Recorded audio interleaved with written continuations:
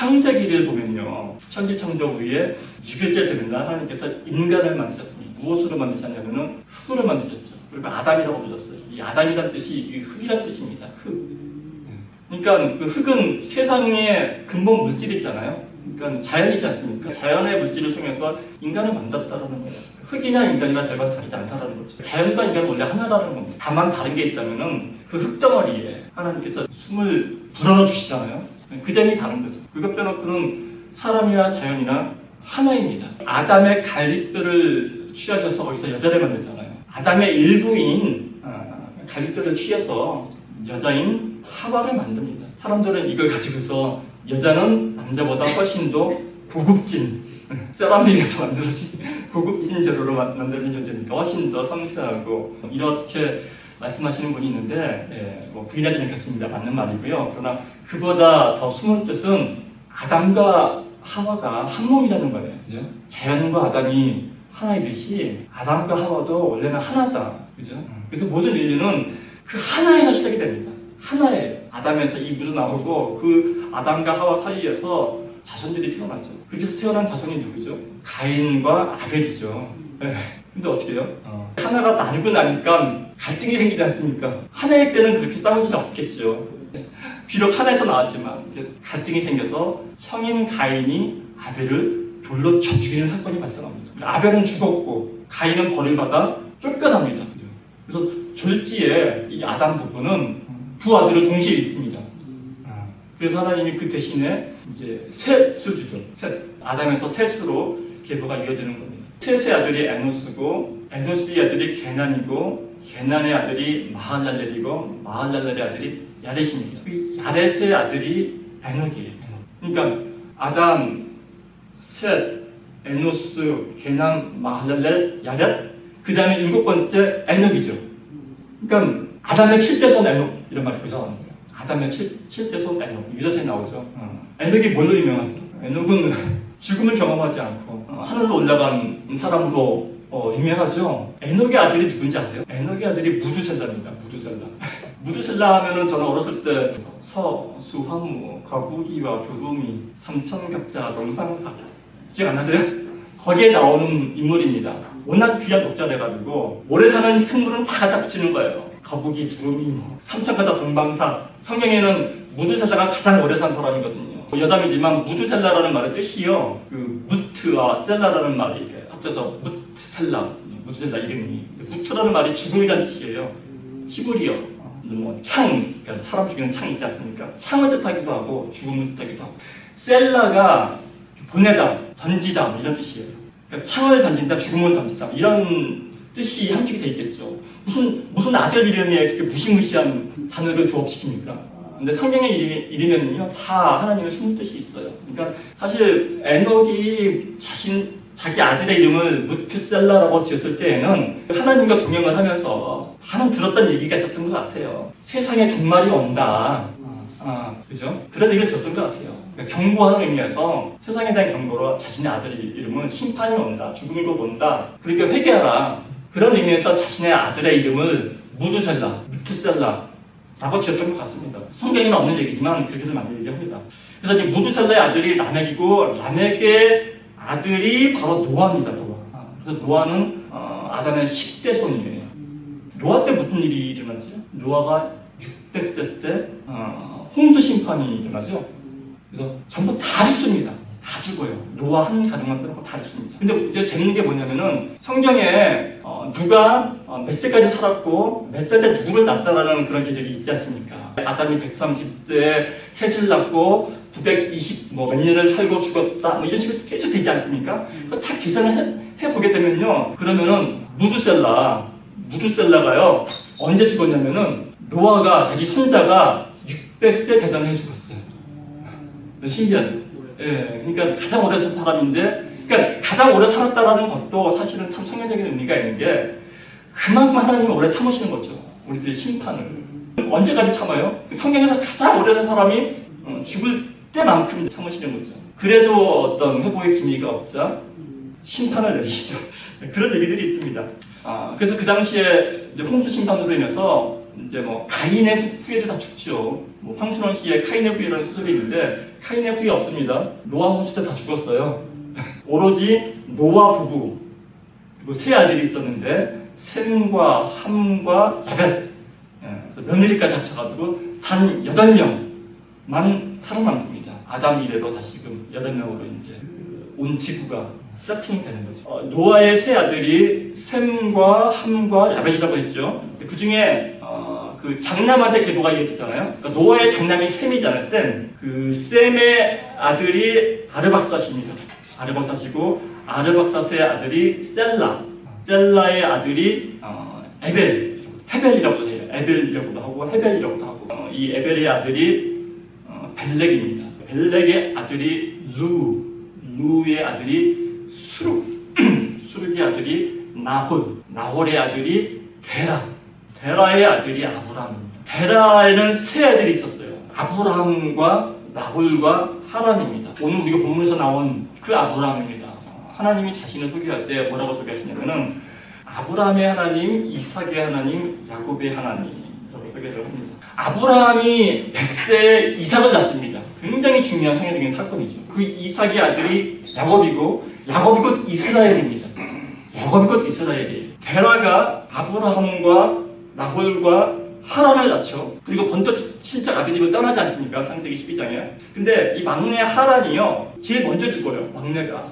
이스가와 밀가라는 두 딸을 낳고 롯이라는 아들을 낳고 죽습니다. 그 암몬과 모압 자손의 시조인 그 롯이 사실은 아브라함의 조카인 거죠. 조카. 둘째 나홀이 있죠. 나홀은 이 하란의 딸들 중에 한 명과 결혼을 해요. 이스가와 밀가가 하란의 딸이라고 했지 않습니까? 네, 밀가와 결혼을 해요. 나홀이. 그래서 부두엘이라는 아들을 낳죠. 부두엘. 그러니까 부두엘은 아브라함의 조카인 거죠. 롯이 조카인 것처럼 부두엘도 조카입니다. 네, 이제 막 머리 지끈하기 시작하십니까? 네? 네. 이 부두엘의 아들딸이 있어요. 네. 남매를 낳았어요. 누구냐면 그게 라반과 리브가입니다. 라반과 리브가. 그리고 보통 레베카라고 많이 하지 않습니까? 리브가. 그게 나홀의 아들의 아들딸인 거죠. 그러니까 아브라함을 보게 되면 조카 딸 뭐 이런 게 되나요? 이렇게? 이제 아브라함이 자기 다른 형제들보다는 늦게 애를 낳지 않습니까? 100세에 이삭을 낳습니까? 얼마나 늦어요. 그리고 그 이삭이 홍기에 차니까 이삭의 배필을 맞이할 때 성경에 보면 어떻게 소개가 되냐면은 이 아들이 약속의 아들이니까 이 아들의 배필은 우리가 살고 있는 가나안 땅에서 찾지 말고 우리 본토 친척 아비 집인 우리 친정에 가서 친구감을 구해오면 좋겠다. 그래서 종을 보내지 않습니까? 그래서 그 유명한 얘기가 종이 가서 누구를 찾을까 했는데 살면서 물을 먹고 있는데 어느 아가씨가 와서 물을 주더라. 근데 생각하기에 만약에 저 아가씨가 나뿐만이 아니라 데리고 온 낙타들까지 물을 먹이게 되면 바로 저 아가씨가 우리 주인이 말한 그 신부 베들감인 줄 그렇게 생각하겠다 했더니만 어떻게 해요? 진짜로 그 아가씨가 그 낙타들 다 먹이지 않습니까? 그 아가씨가 리브가 레베카입니다. 흔쾌히 데려와서 이삭과 결혼을 하지 않습니까? 그래서 그 이삭과 리브가가 결혼해서 낳은 쌍둥이가 에서와 야곱이죠. 그래서 아브라함의 하나님, 이삭의 하나님, 야곱의 하나님 그렇게 내려오는 겁니다. 근데 야곱은 어떻게 해요? 형한테 팍쭉 속여가지고 죽을 것 같으니까 도망가죠. 어디로 가요? 자기 엄마가 알려준 대로 자기 엄마의 오빠, 우리 삼촌 라반의 집으로 도망갔어. 라반의 딸인 레아와 라헬과 결혼을 하지 않습니까? 레이첼도 레이첼. 그래서 야곱이 우리 삼촌 라반의 딸인 레아와 라헬과 또 그들의 두 시녀들, 여기서 낳은 자손들이 몇 명? 12명 플러스 딸 하나. 딸 이름은 다냐죠.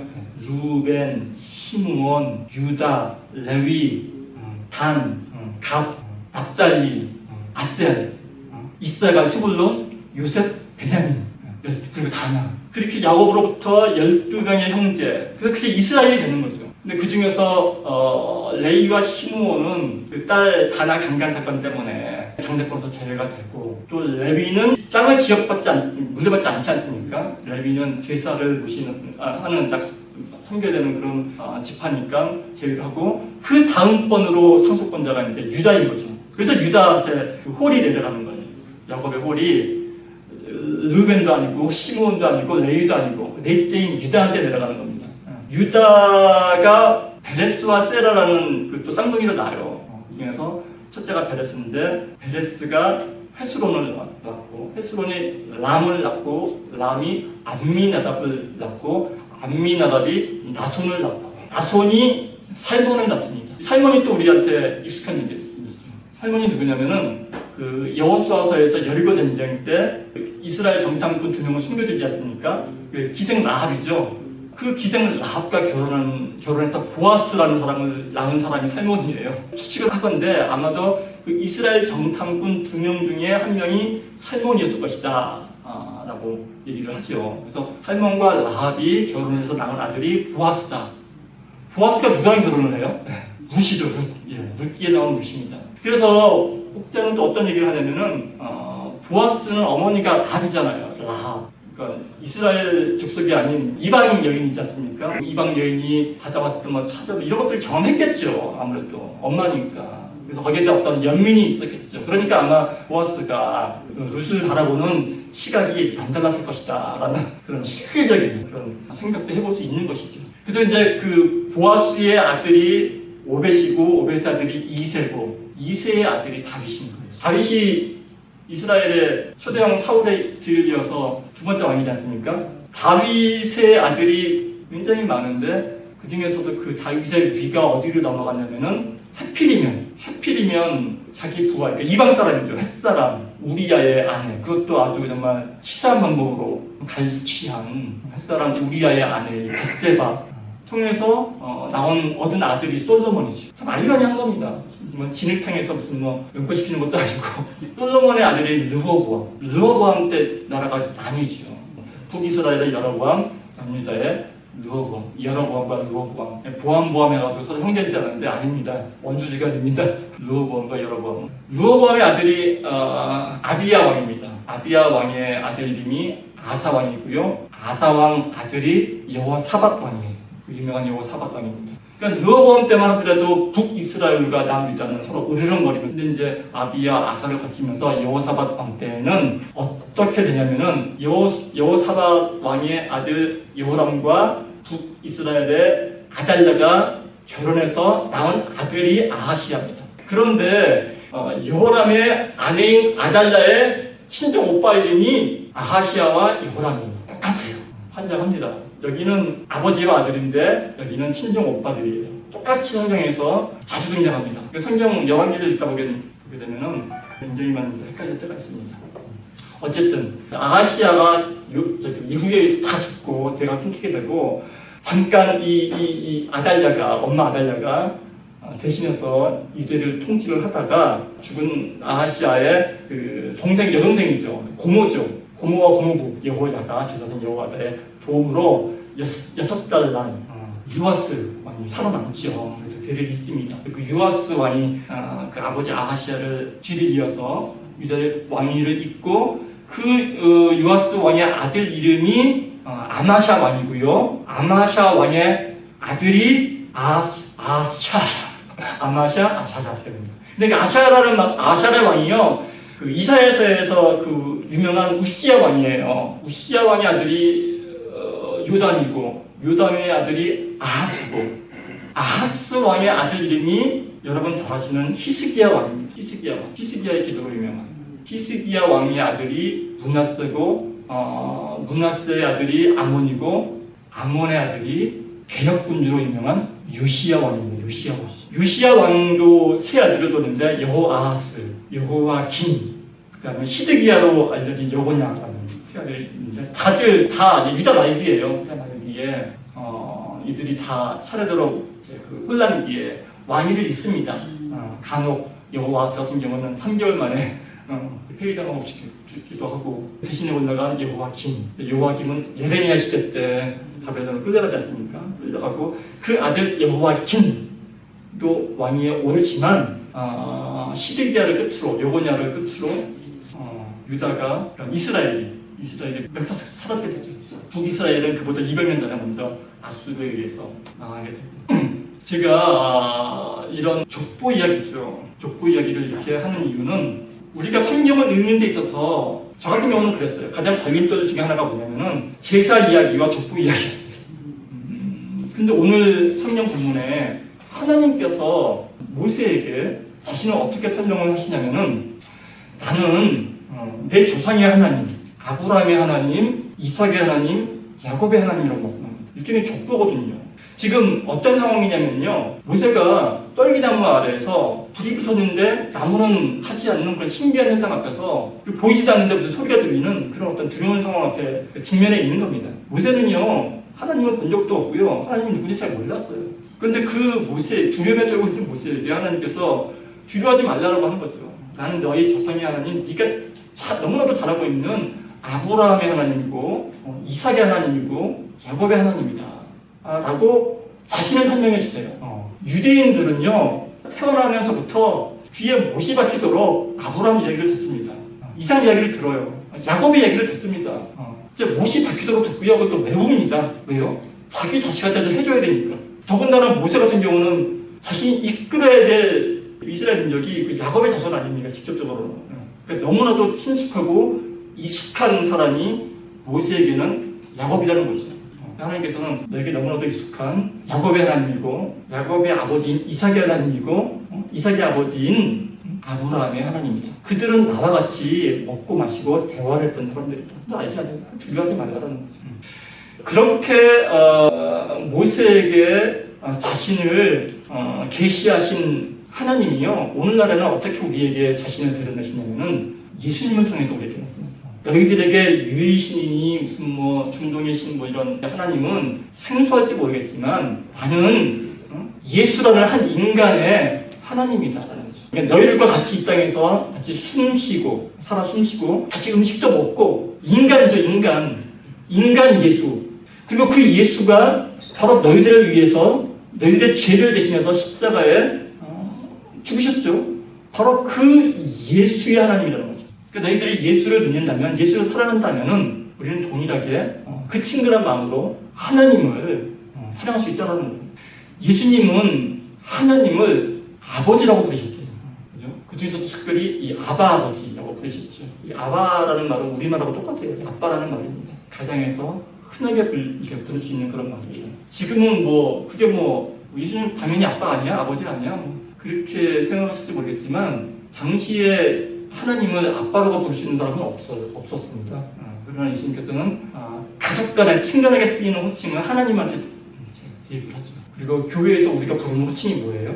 자매님, 형제님이잖아요. 자매님, 형제에다가 님자를 붙이기가 굉장히 어색하죠. 형제님이란 말이 없어요. 그냥 오빠 누나입니다. 뭐예요? 가족이라는 겁니다. 가족은요, 여기서 말하는 가족은 혈연관계를 말하는 가족이 아닙니다. 그러니까 성경에서 이 가족이라고 표현했을 때는, 가정이라고 표현했을 때는 그것은 뭐냐면은 하나라는 거예요. 하나. 가정의 본질은 하나라는 겁니다. 그러니까 대문이라는 거죠. 나를 사랑하는 것처럼 어떻게 하라고요? 이웃을 사랑하라는 게 주님 말씀입니다. 왜요? 하나니까. 아담만에서 하나니까. 그래서 그토록 바울은 그 하나를 강조를 합니다. 하나. 그리고 그 하나를 우리의 일상 속에서 가장 잘 느끼고 우리가 체험할 수 있는 그 하나라는 것이 바로 그게 가족이에요. 가정입니다. 가정의 구성원은 단지 한 부모에서 났다라는 그 이유만으로도 웬만하면 용서가 되지 않습니까? 용서가 되고 이해가 되고 사랑도 할 수 있고 하나라는 어떤 그런 인식이 있기 때문에 그러는 거예요. 가정이라는 거. 예수님께서 강조하신 게 그거예요.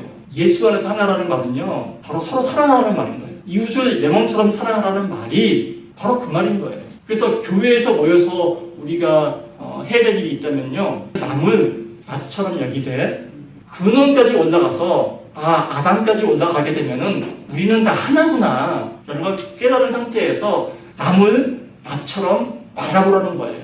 포용의 정신이고 사랑의 정신이지. 그게 예수님께서 구약의 시대처럼 해석하신 그 말씀의 요체입니다. 하나님을 사랑하고 이웃을 사랑하라. 왜? 원래 하나야. 너희들 그렇게 태어났어. 그게 예수님의 메시지의 알파요 오메가인 것입니다. 이 길은 길어졌지만 제가 예수 가족교회에 와서 이 가족이라는 정말 교회 이름에 가족이라는 단어를 쓴 교회는 아마 별로 없는 것 같아요.